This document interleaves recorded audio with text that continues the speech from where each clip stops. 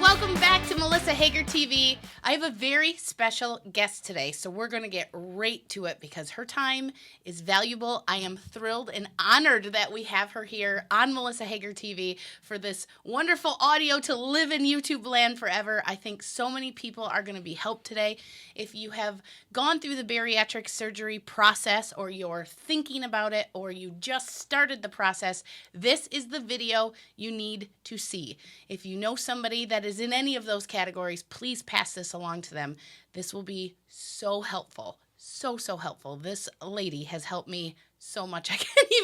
I can't even go there with all I could list for an hour the things that she's helped me with, and I cannot wait for you to hear the things that are in her head.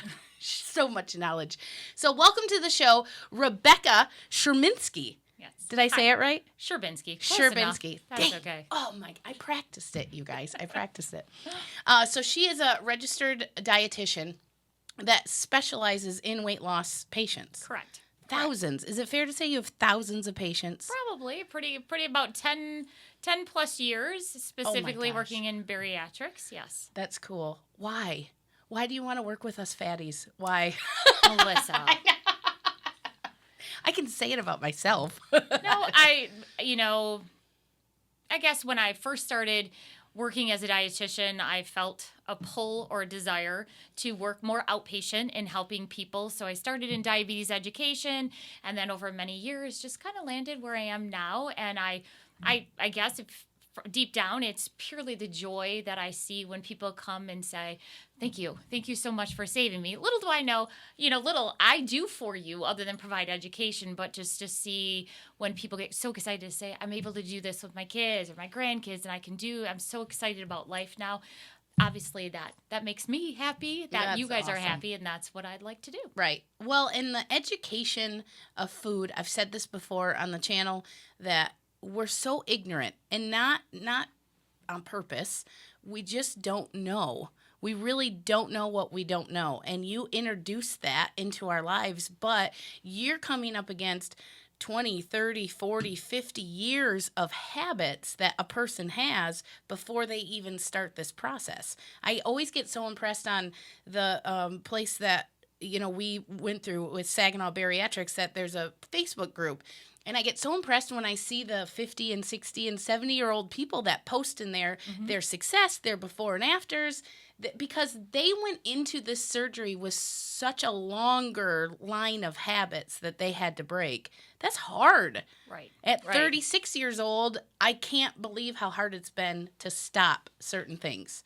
So hard. And the way that you address them head on, you don't really give us a ton of, well, you could try that, but I don't think it's going to work. You're like, no, that's not going to work. Don't do it. Fair enough. And I think we love that about you. I do, speaking for myself and my husband. We love that about you. So what are some of the most common starter appointments, that the things that get addressed right in the beginning?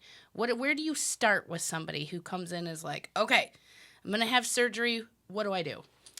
Well, a lot of it depends. If someone's new to the process, and you're well aware that insurance drives some of the things that we do, and so some of us are required to visit for a year, some of us are required to visit for 6 months, or whatever it may be. So based on that requirement, I then personally tier your education to how much time I have with you. So even though, but it's always, I always try to say, even though your insurance says you only have to do this, we can visit as much as you need, before surgery, after surgery, that sort of thing.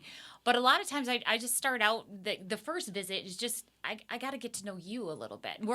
You're correct. We all have a different knowledge base, depending on our age, how we grew up, thought processes on food, what we were exposed to, not like trying to meet you where you're at today. Because yes, there's a million things we have to get done, but we have to start somewhere, so to getting a better feel of, what do you like? What don't you like? What kind of things, what's a normal food day for someone? What do you drink? because a lot of times we don't appreciate how many calories we drink. Yes. From, and we think, oh, it's just juice or it's this. It's not bad. It's just a 2-liter of Coke. It's just a coffee.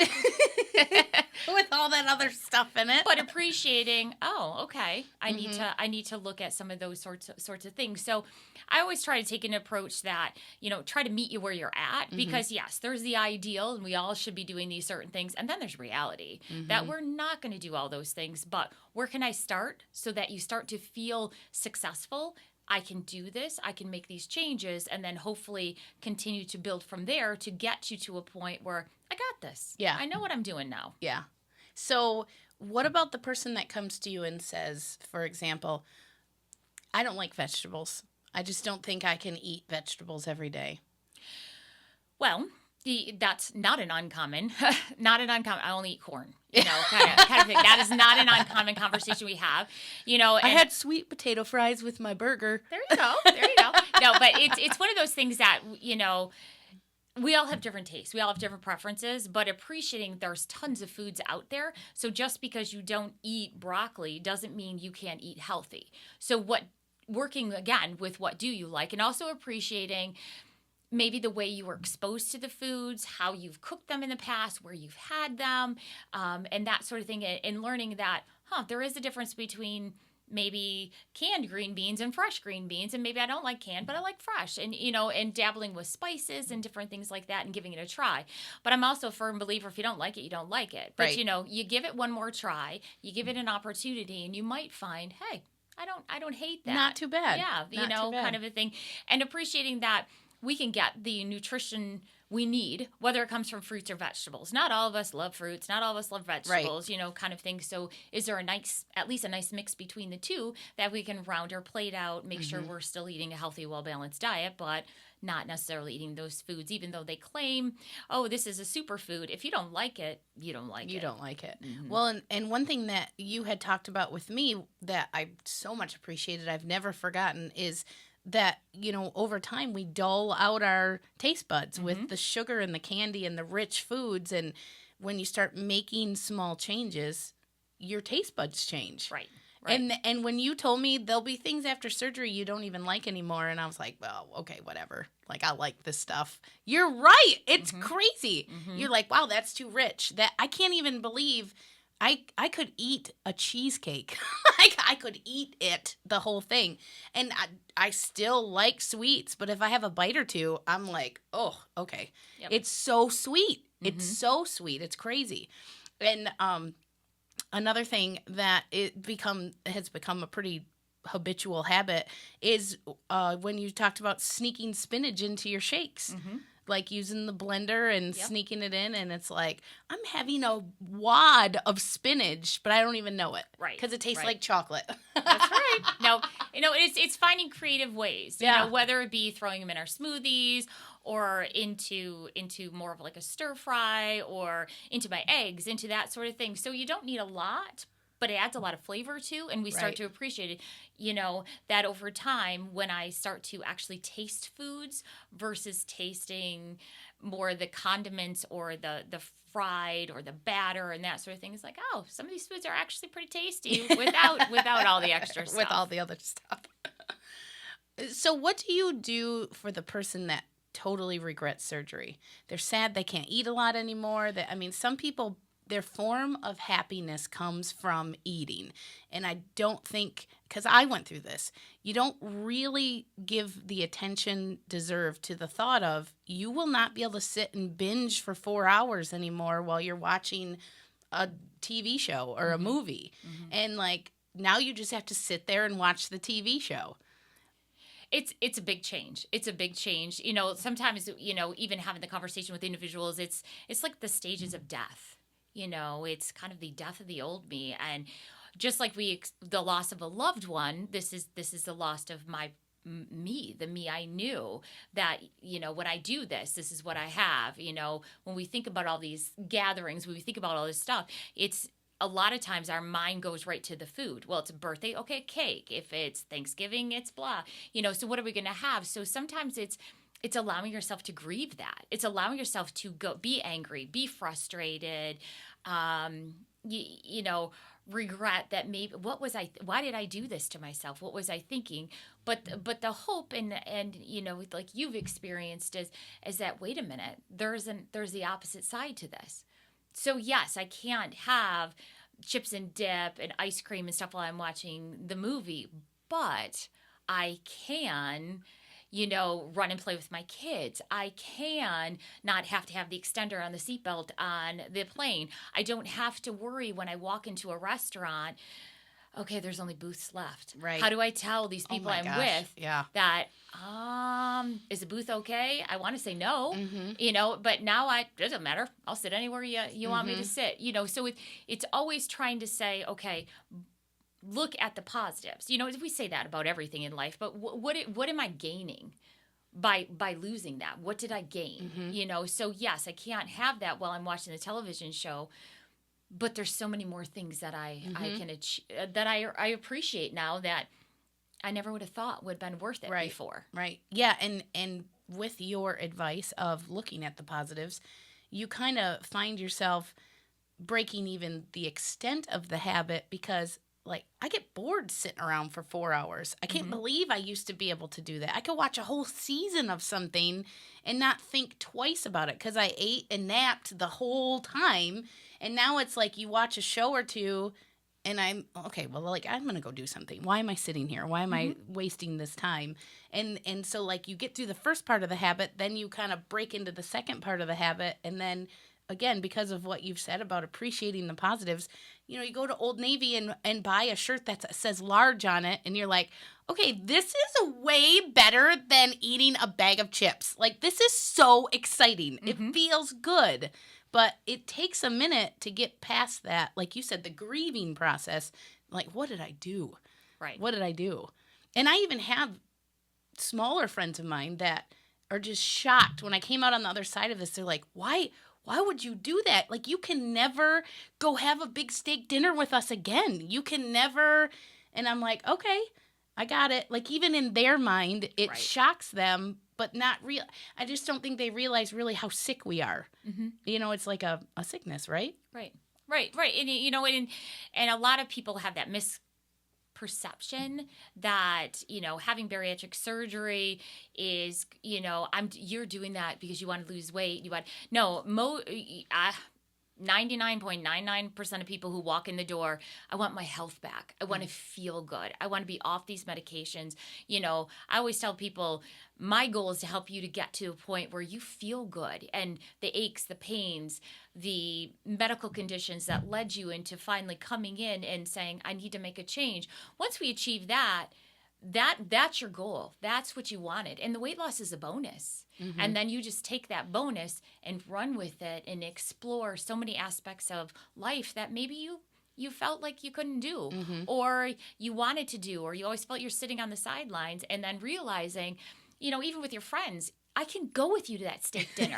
I'm going to come. We're going to have a great time. We're going to laugh and that sort of thing. Yeah. My piece of steak may be far smaller than yours, but you know what? I'm equally satisfied. I enjoy, but I'm not looking at these things as food anymore. I'm looking at them as an experience with my friends or an opportunity to do something new versus, well, yeah, I can't eat the steak. Oh, well, right. It's okay. I'm happy. Yeah. I feel good. You're so good at pointing out the positive. Like, the energy that it must take for you to constantly combat the negative ho-humness that you hear from us. I give you so much credit that at the end of the day, are you just exhausted? How do you go home and be like, okay, I had a good day at work today? Well, you know what? We all have demons. We all have things that we're working through, and it's one of those things, just like everyone, just like your show and making someone laugh. If I had the opportunity just to give someone just a little bit of pep, a little bit of motivation, then I did my job. I did what I was supposed to do, and a lot of it is most people have maybe not a perfect knowledge, but a good knowledge of, food, and they've tried 1 billion diets under the sun. Yeah. But what is different? How can we make this different this time? It's just that, we're here to support you. That we can email, we can talk on the phone. You can, you know, we can visit one-on-one. It's just sometimes having that positivity of that. There's someone in my corner, you know, and it as much as you guys get I get things from you because I'm like, oh, well, look at cool. Like they can do it. I can try that something new too. You know, all right, I'm going to try too. You know, and just to hear the excitement of guess what I did. You know, So cool. that makes me happy. And like it finally is working. I finally feel human again, and that sort of thing. That it, you know, it makes it easier. But there is a lot. There is a lot more to it than people say. Well, just stop eating that. Well, if you would just eat better and you would exercise, it's. Unless you've dealt with food issues in your life, you don't know what it's like to say, just stop eating it. Well, if I could just stop eating it, I would have stopped years ago. Right. You know, but there's a lot more to it. And it's trying to help people understand that, yeah, if you know enough, if I would just stop eating, but what is the root behind it? Right. You know, and trying to help you work with those sorts of things. So it's a lot of counseling and maybe a different approach because some people walk away like, well, I never expected it. You know, I was so nervous coming. I thought you were going to, you know what? And people are like, I don't want to, I'm embarrassed. No one probably, nope, you name it. I've heard it. And that's okay. That's okay. But that's you, you know, and I'm not here to judge. I'm here to say, okay, but what can we work with? Or how can we change that? Because it's not like you have the surgery, instantly the weight comes off, and then it's easy peasy from there. And I don't have, no, it's every day. You have to get up. And we make thousands upon food choices from the time we wake up to kind of go to bed, you know? So it's constant. And it's not like all of a sudden one day I get to my personal goal and I don't have to think about it anymore. I can eat what I want. I can do what I want.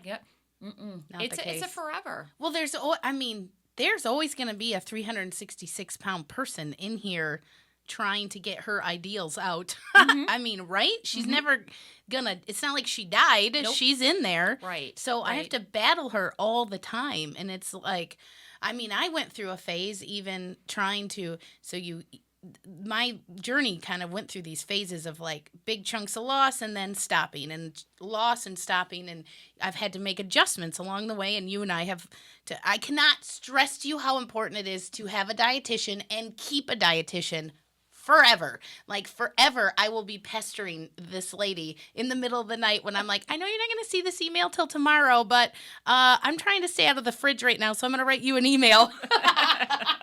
But that's okay. That's what I'm there for. And then the next morning she's like, good morning, Melissa. Yeah. But the changes you make, I mean, I went through this whole phase where I wiped all the chips out of our house, all the sweets, all the candy, and everything was 100-calorie packs. Everything.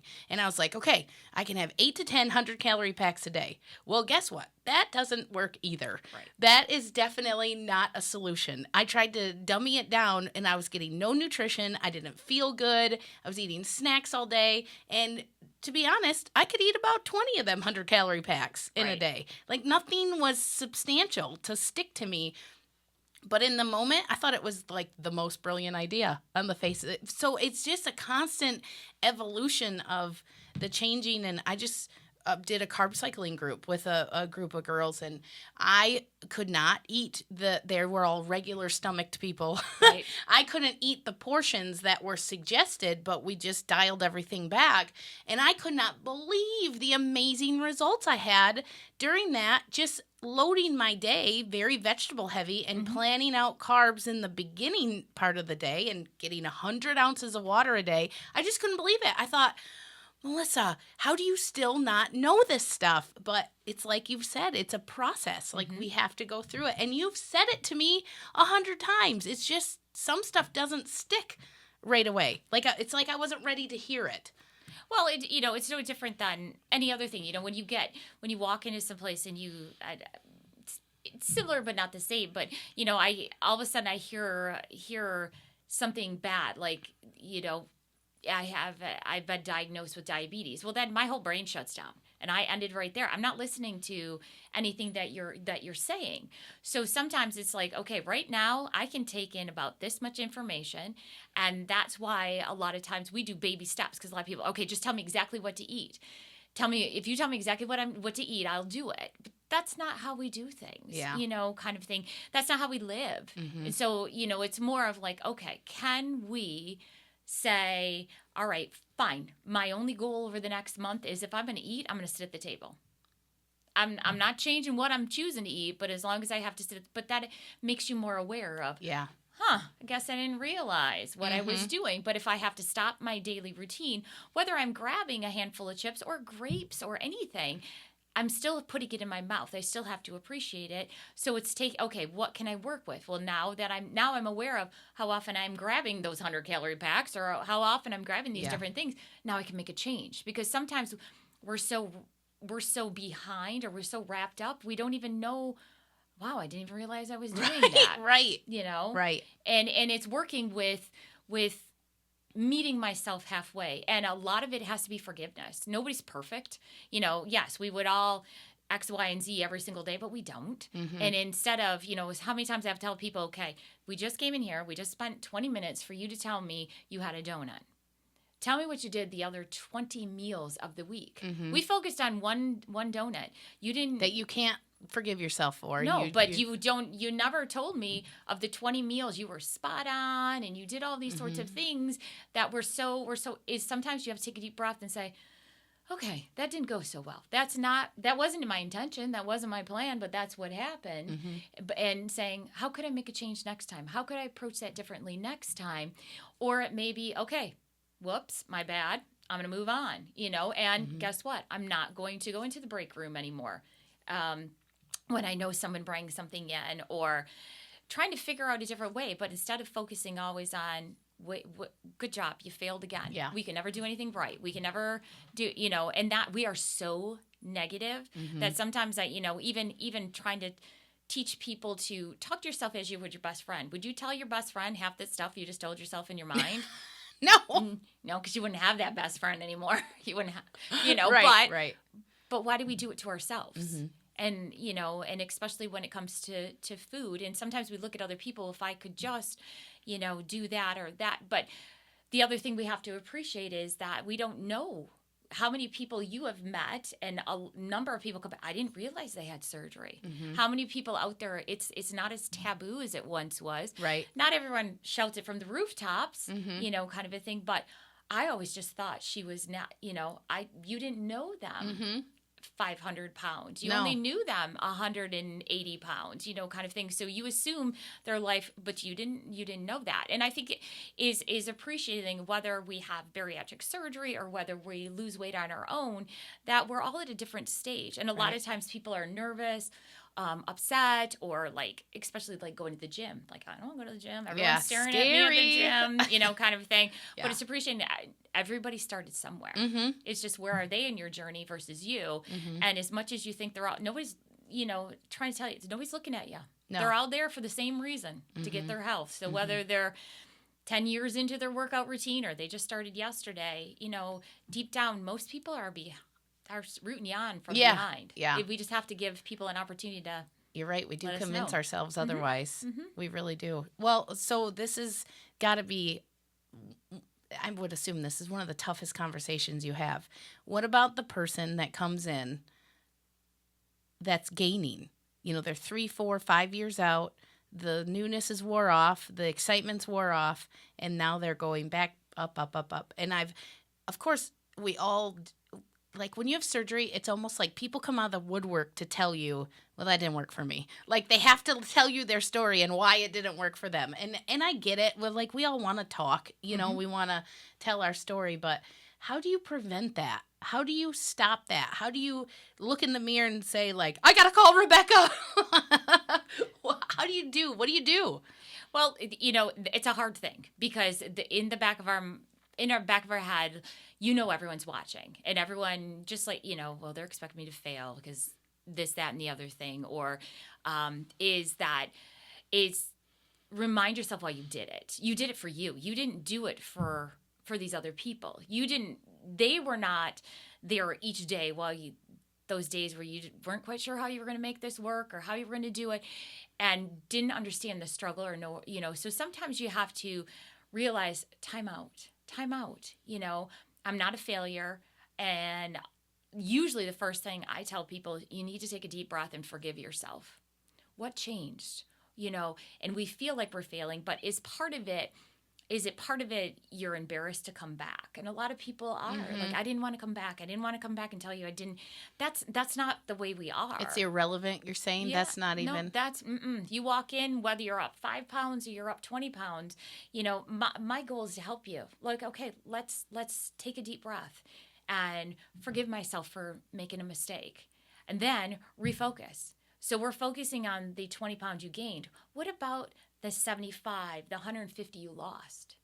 Okay, what about that? Kind of a thing. Let's focus on that. Let's take a deep breath. Go back to the beginning.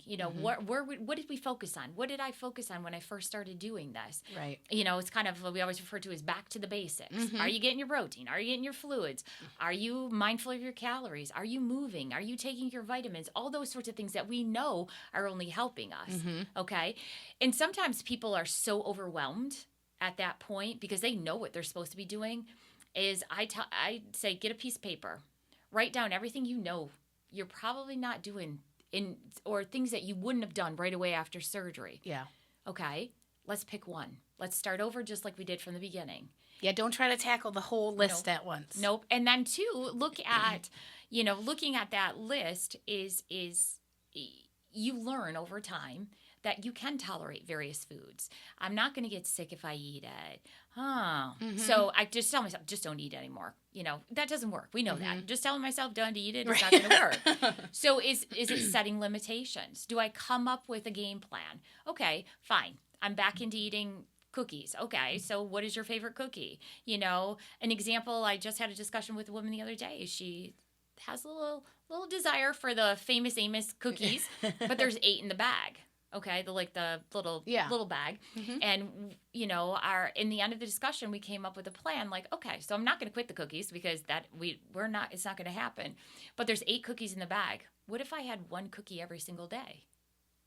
If I choose to eat all 8 cookies on Sunday, guess what? You don't get to open another bag till next Sunday. Right. But it's setting guidelines. It's setting limitations. It's coming up with a plan. That's brilliant. And that plan may not work for everyone. Some people are like, I just can't, kind of thing. I'm not there. Right. But you got to meet yourself with where you're at because, yes, we all know, because you walked in and told me I shouldn't be eating these cookies. Nope, probably not, but we're gonna. So what are we gonna do about it? Right. And then coming up with, okay, because what that you do is then you regain the power, and the power goes away from the food again because we fall back into some of those old ruts. So great, now I'm all back with the food being in control, and I'm not in control because that's what a lot of this is. Unfortunately, the surgery changes the size of your stomach, restricts some food choices, but nothing in our head changes, and that's the hard And this part. thing is so strong. How do you approach the denial without just flat out calling people out? Because you must hear people say stuff. I know I've said stuff to you that just isn't true, but it's my reality. Right. It's what I think is right. Right. So what do you do with that? Well, it's appreciating that you're correct. Everyone's reality is different, and so just because, to him, he's like, well, if she doesn't see me do it, then it didn't happen, kind of a thing. But it's a hard subject to broach because we are so sensitive about our weight. It doesn't matter, if you're thin, if you're overweight, if you're muscular, if you're not muscular. We all have that internal, like, I could be better. If could I be just like her, but not realizing how much effort maybe some of these individuals, put in, and that they are struggling as well. And it's trying to combat, that as a couple is saying, okay, you know what, when I come to you and I say, I need your help, I need your support.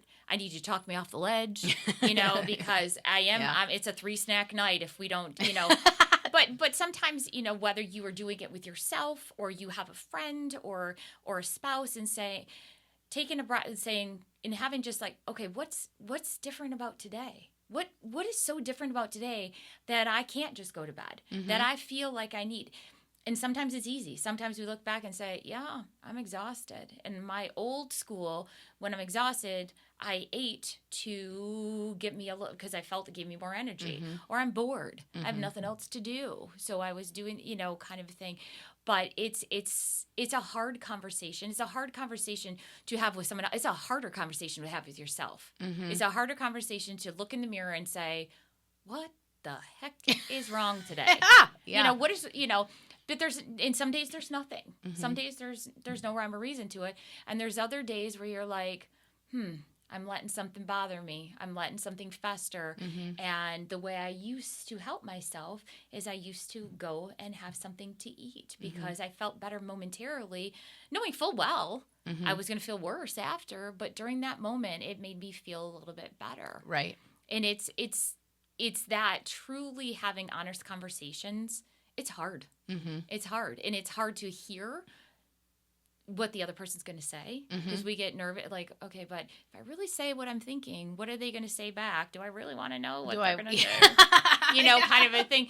And even as difficult as having that conversation with your husband or your best friend, it's having it with you. Mm-hmm. It's having it with yourself and saying, you're right. If I don't, and that's where sometimes if I do this, what am I going to get out of it? Mm-hmm. If I don't, what am I going to get out of it?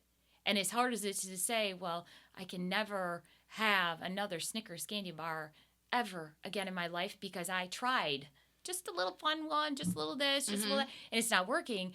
But if I never have that again, is it worth everything I'm getting? And it's hard. It's hard to do. So, I mean, can we just give you credit for being a therapist also? Should you just go get that degree so we can add it to your tag? I do not claim to have the knowledge that they have. And I am more than open in telling people when it comes to a point where I think that's one of the things that people do not understand about bariatric surgery is the need for support. Therapy. And therapy, yes. And and I think in any mental health across the board, no matter what, is always been kind of nobody wants to talk about it. And there will come to a point that I will tell people, it's time for you to seek a little bit more. I will do what I can for you, but I am not a therapist. That is out of the scope that I can do for you. I've taken you as far as I can. Right. I would love to do more for you, but sometimes, we need to reach out. And there's nothing wrong with that. No. And I mean, so it's fair to say that the dietitian and the therapy are two very key components of continuing on your journey, even beyond surgery. Right. Yeah. Right. I went through the, required insurance, therapy analysis.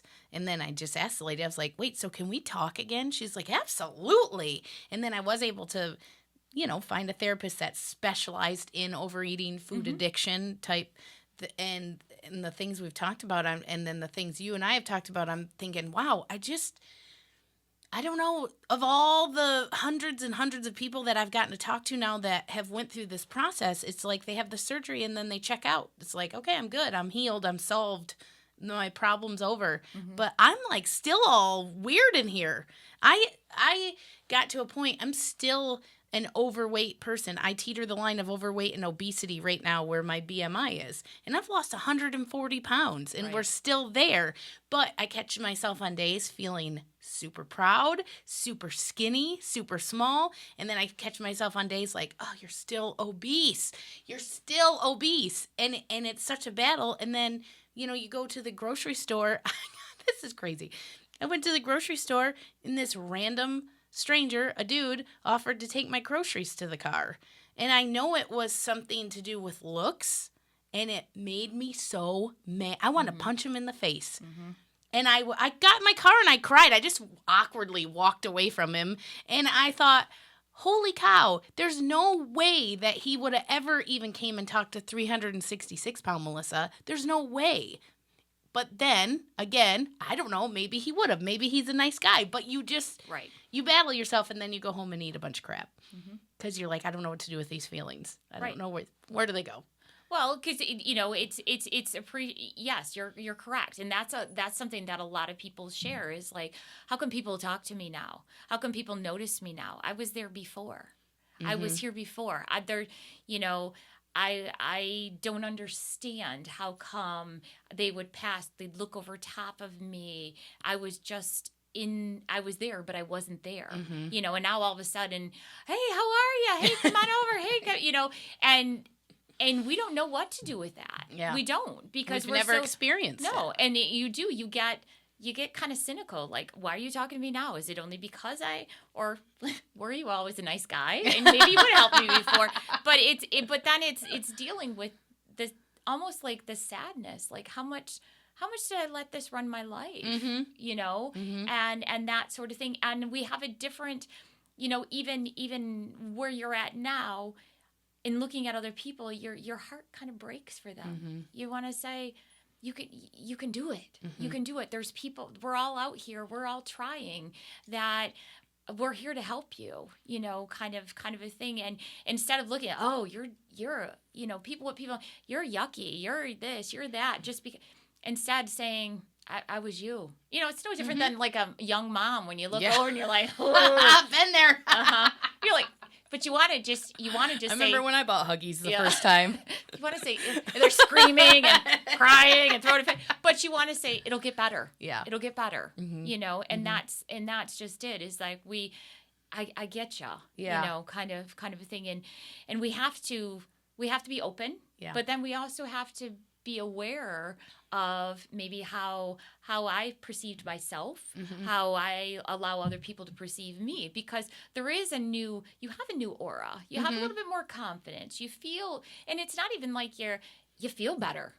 And when you feel better, it's easier to smile. It's easier to do these sorts of things. Walk straight, confidently. Yes. Yeah, you just feel better, you know, not only mentally, but physically you feel better. So it's a and some of that social interaction with others, whether it be loved ones, family members, girlfriends, people out. When we talk about surgery, weight loss, that sort of thing, we don't talk a lot about that. We don't realize how much it's going to change. We get the physical body weight loss and all those things that we're hoping for, and I can throw away my medications and that, but nobody ever talked to me how my girlfriends quit calling me to go out because I'm no longer the heavy friend that makes them feel good. Yeah, but they wouldn't admit that. But also, what I've learned is you don't need to make them admit that. It's not. I was like on a quest to, you know, like, just admit it. You felt good being around me, and now you don't. Why won't you? You know, why don't you want to hang out? Why don't you want to be with me? Why don't you want to? But it's not. That doesn't help to hear them say it. It really doesn't. No. Like, I urge you, don't make them admit it. So, like, you know, again, being married to another bariatric, you know, patient, he and I have spent 10 years being married as morbidly obese people. Very, very heavy when we were married, heavy when we met, heavy. And I've heard my husband say for 10 years, he don't like skinny chicks. I've heard him say for 10 years, well, I'm really attracted to you because you're thicker. I like that. And now here we are, you know, picking out like celebrity bodies that we like just for a vision board, and picking out like outfits and things that we would be attracted to. And, you know, I got stuff on there that's like a size 4, size 6. And he'll be like, wow, that's hot. And I'm like, really? Do you like that? Is it too skinny? And he's like, no, not at all. It just changed. And he's like, well, I don't know. I think I really meant that when I used to say that. But also, I didn't realize how sick we were. I didn't realize how, you know, out of whack we were. And, you know, again, you go through these realizations. It'd be easy for me, I think, to kind of hang out in that depreciation room of like, well, you said this, and that means you were lying, and blah, blah, you know, instead of just like, okay, cool, we're moving on. You don't want me to be fat my whole life, thank God. You know, we can move on and be healthy. Right. But yeah, because you see, you know, you kind of watch that on social media. You watch marriages kind of take a division, and it's like, okay, no, let's come back together. Let's not let food win this. Right. Because food is a drug. It's such a strong drug. Yikes, craziness. So in wrapping this up, and thank you again for sharing this wealth of knowledge for, you know, the people out there watching that don't have, I mean, Saginaw Bariatrics has such a unique formula, the way that they walk you through the surgery with the class in the beginning, and you have your list of psychiatrists that you want us to see, you are available at the office with a one-time, we can have you forever, right? Mm-hmm. That's like you pay a one-time fee and then you have Rebecca forever. That's right. It's not like just surgery and a little post-op and then bye, see ya, never going to see you again. That's so cool. Anytime you go in for an appointment, it's like you see the doctor and you see Rebecca. That's just, that's going to happen. Mm-hmm. It's so cool. So, so many people I don't feel have that same setup. I know that I'm fortunate and lucky to have been referred to a place that has such a strong value in keeping people successful on the other side. So, Rebecca, what is your secret formula for daily routine? What does someone need to follow after bariatric surgery to remain successful? I would narrow it down to 4 things. If every day you woke up and say, I'm only going to do 4 things. If I do these 4 things, I will be successful. I will get my protein in. I will get my water in. I will move. And I will take my vitamins. And as simple as like, oh, okay. They're not easy. No. Those are not easy tasks. Mm-hmm. But if I always focus on those sorts of things, mm-hmm. it would allow everything else to kind of fall back into play. Because before I grab for something I know is not my best choice, did I get all my protein in yet? Did I do that other stuff? Yep. And if the answer is yes, then okay, I mm-hmm. can, because I know I've achieved those goals. But if I got to do that first. So it's always bringing to the forefront of their brain, what are the things that are going to help me be successful? These are the things that are going to help me be successful. Mm-hmm. And I'm just going to focus on just that. And in doing that, hopefully everything else will fall into place. Yeah. Brilliant. She's a magician. Oh, so cool. I know you guys got so much out of this like I did. I will probably be listening to this in my car 100 times because it's so basic, and the way that you bring it back to the basics always, we complicate things. We overcomplicate everything, and then you have a visit with Rebecca and you're like, okay, well, hold on. I'm way complicating this. And it's amazing. The lives that you've touched, the lives that you've changed, I can't even imagine we should be carrying you around on a throne and you should have a parade. And when whoever wants to set that up with me, let me know. We'll do that. I really do. I owe my life to you, Rebecca, and I appreciate it so much. And, the first couple times that you really did email me back in the morning from my late night ramblings, I was just like, I love her. I became obsessed immediately. She gets it. She totally gets it. Make sure that you click subscribe and ring the bell so you get notified whenever we upload great interviews just like this. And I hope this was helpful. We would love to hear your stories in the comments. Let us know your story. Are you starting the process? Did you already do the process? How much weight have you lost? We would love to hear. And if you are somebody that knows Rebecca, give her a shout out. Tell her high five. Like, this is what you did for me. I would love to share that stuff with her. So thank you again. Oh, thank you for having me. Oh, this is awesome. Bye, guys. Bye.